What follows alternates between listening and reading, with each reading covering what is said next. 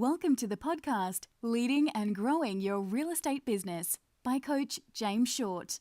This podcast is designed to help you with strategies, insights, and ways to increase sales, build and lead high-performing teams, and ultimately grow your business. Your host, James Short himself, also shares some of his secret sources on how he helps his own clients achieve business growth quickly and easily. James has been coaching those in the real estate and property industry for close to 10 years now, and his clients keep on saying, since working with James, their results have been outstanding, given them more money, time, and fulfillment. James is offering a free strategy call to those listening to see how he can assist you to take your business to where you want to go. Simply go to jamesshort.com.au/strategy and book in a time today. Now on with the show.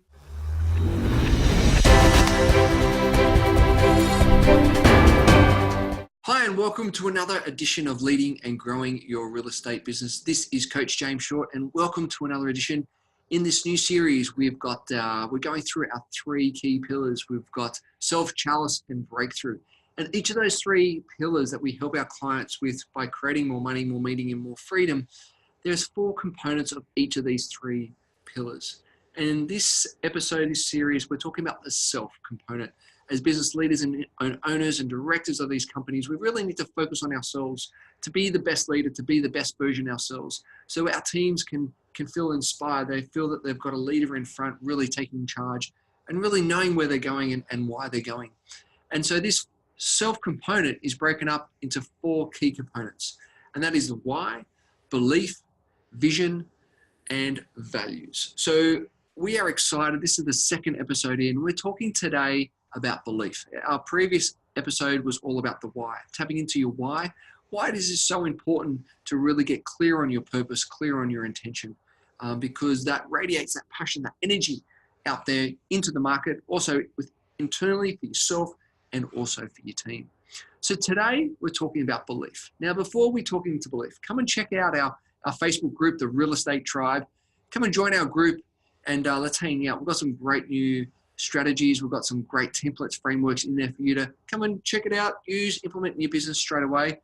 So the Real Estate Tribe on Facebook, come and join this amazing group. So belief, we're talking about belief. Belief I love this topic. I love this section because our beliefs are funny things. They can really help us propel us into the future, or they can really pull us back into the past. And where we're going to go through is to really uncover the power of the belief. You know, we're motivated by two main things. We're motivated by pleasure of how we're going to move forward, but we're also motivated by pain and getting away from that pain.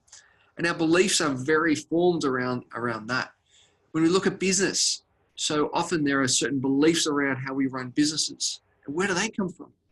There are so many beliefs around leadership. Where does that come from? You know, my wonderful wife, she runs a program called Calm Birth. And she's a midwife, and she runs this program called Calm Birth, which is a 2-day course for couples on how to actually have a calm birth. And they actually talk about the power of the belief around birth. Like, wow, that's pretty cool.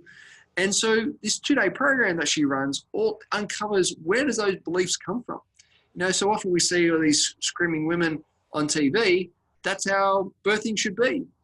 And the result is phenomenal.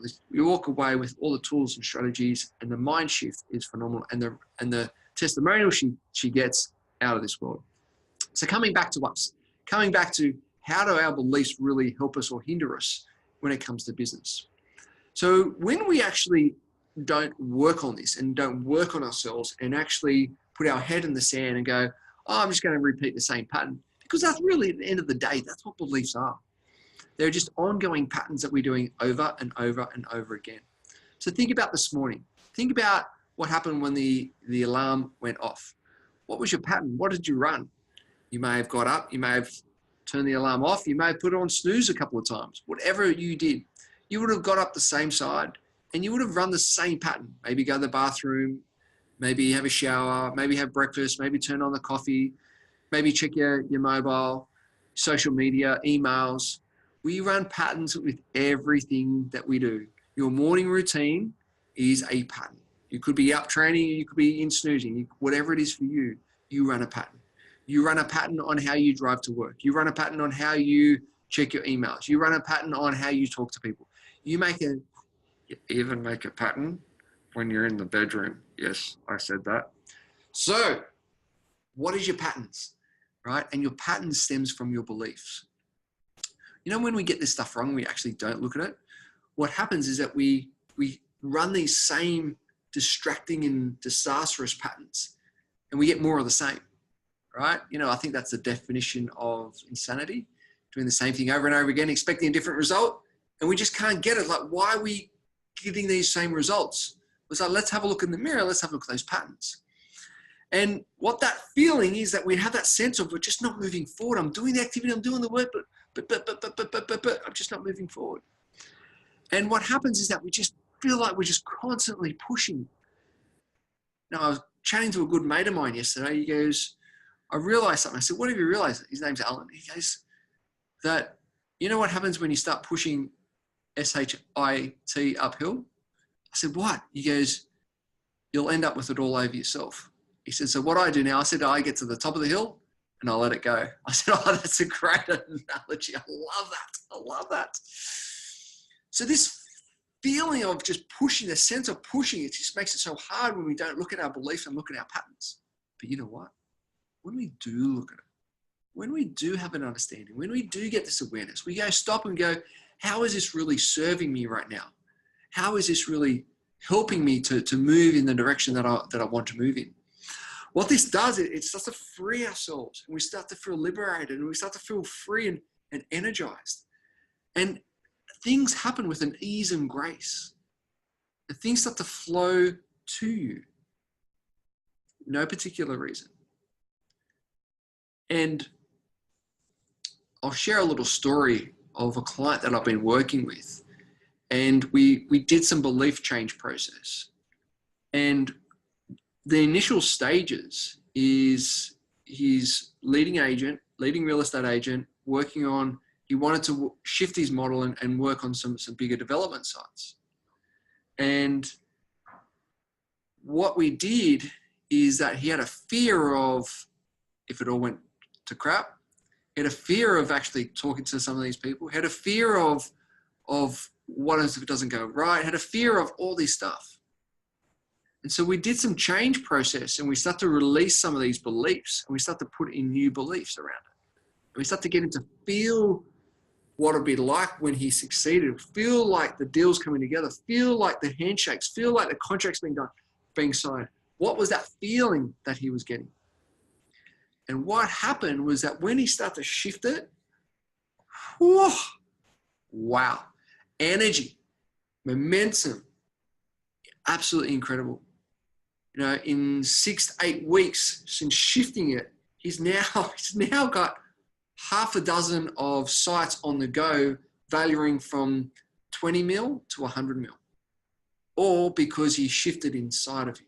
Like, that was phenomenal, absolutely. And he's just like going, this is all just happening so fast. I said, yeah, it is. I said, but can you feel the flow? He said, it's not hard. I said, no, it's not hard. I said, that's how it should be. You should just let it flow. He goes, this is incredible. I said, yeah, it is. And so I want to share with you some of the things that we went through with him, and you can do as well. All right. These are some of the steps that I'm going to get you to do, is to really start to get that mirror out. Because you know what? These patterns and these beliefs are formed between the ages of 0 to 7. Yes, I know we're going back to some woo-woo and going back to that growing youngster ages of yourself. But what happens back between the ages of 0 and 7, someone or something happened to you, that may have been a look from a parent, or someone said something in a harsh tone that triggered a belief off that maybe you're not good enough, or maybe that you shouldn't be doing this, or maybe that money is the root of all evil, or maybe that you can't succeed, that you've got to go and get a job, whatever it is. Someone, something, somewhere said something that made you trigger that belief. So what we want to do, I've got a list of words. If you've got a paper and pen, I'll get you to get out a paper and pen. And I want you to do this with a little exercise with me. I'm going to say a number of words. And when you think about that word, I want you to write down what's the first thing that comes to your mind when you think about that word. What's the first thing that comes to your mind? I don't want you to judge it. I don't want you to analyze it. I just want you to go, when you hear that word, boom, write it down. It could be one word, it could be a sentence, whatever it is for you. And there's no right or wrong in this situation. Here we go. Are you ready? First word is success. What does success mean to you? I just want you to write that down. What does success mean to you? Once again, no right or wrong. Business. Business. What does business mean to you? First thing that comes to your mind, just write it down. Team. Team. What does team mean to you? What does team mean to you? Wealth. Wealth. What does wealth mean to you?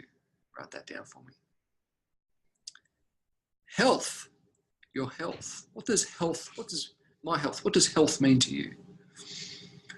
And last one, money. What does money mean to you? Now, here's only just a sample of a couple of different words. But what we wanted to do is to identify what are the key components. Now, you'll notice through your words that you've written down, it's either a positive connotation or a negative connotation. Doesn't matter. Either way is totally fine, right? We're just being aware. And this is where the first step of changing these beliefs is around having that belief awareness, realizing that you're running these patterns, realizing the meaning that you're putting over these things are actually either helping you or hindering you. And when they may be helping you, you have a positive connotation to it. Or where maybe they're hindering you, may have a negative connotation to it. All right? As it may be holding you back.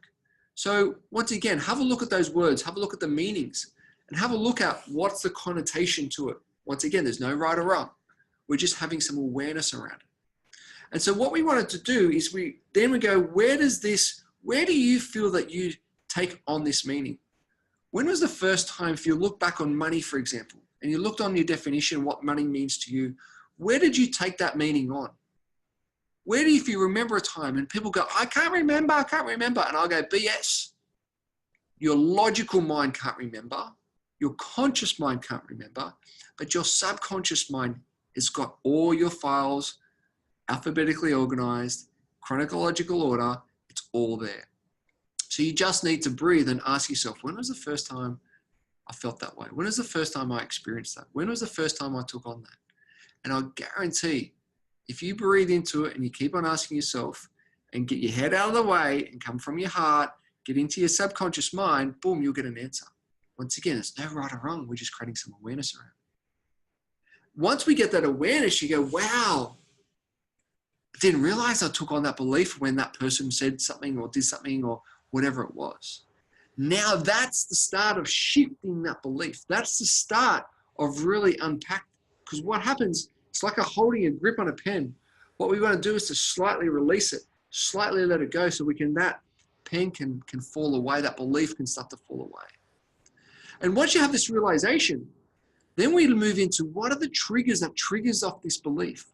What is the triggers that triggers off that thought process? What are the triggers that make us run that pattern? You know, what is that? What is that turning point? Because when we become aware of our triggers, and what are triggers? Once again, they're patterns. Once we become aware of our triggers, we can start to replace those triggers with different triggers, right? So if it is for you, if you're thinking that I don't have any more money, I don't have any more money, I don't have any more money, well, what triggered that thought process? Was it the looking of the bank account? Was it that this wasn't being paid? Or was it that being paid? What was it for you? Or that I'm never going to lose weight. I'm never going to lose weight. I'm never going to lose weight. I mean, firstly, look at the language that you're doing and also the one on money, right? We need to maybe start to shift that internal process, that internal trigger, right? I feel abundant. I feel healthy. I see money coming to me easily and effortlessly, right? We start to change that in the dialogue, but we need to look at where those triggers have triggered you off to start to say that to yourself. Was it when you looked at yourself in the mirror? Was it when someone made a comment? Was it when you didn't fit yourself into those pair of jeans or suit or whatever it was for you? What was those triggers? And we can start to identify these triggers, and these are patterns that we run. Once again, we can then start to replace that into a new trigger. I'll give you an example. So I was speaking to a client yesterday. I said, how are you going? She goes, I'm feeling so confident. I said, fantastic. Why? She said, oh, because I've just, things are going really well. Business is going really well. And I'm getting some really great feedback from peers, but also the team and clients. I said, great. I said, isn't that interesting? I said, what do you mean? She said, I said to her, let's play a game. I said, okay. She goes, okay, let's play a game. I said, I want you to think about the frustration that you've had in the past. Maybe didn't have a deal, maybe had a challenge with the team. What was a frustration? I said, do you have a frustration? She said, yes. I said, great. I said, I want you to sit in that frustration, that past frustration. I want you to really embrace it. I want you to really feel it, associate yourself into that frustration. Go back to that time when you felt totally frustrated. And you know what? It was so cool because I was doing a Zoom chat with her.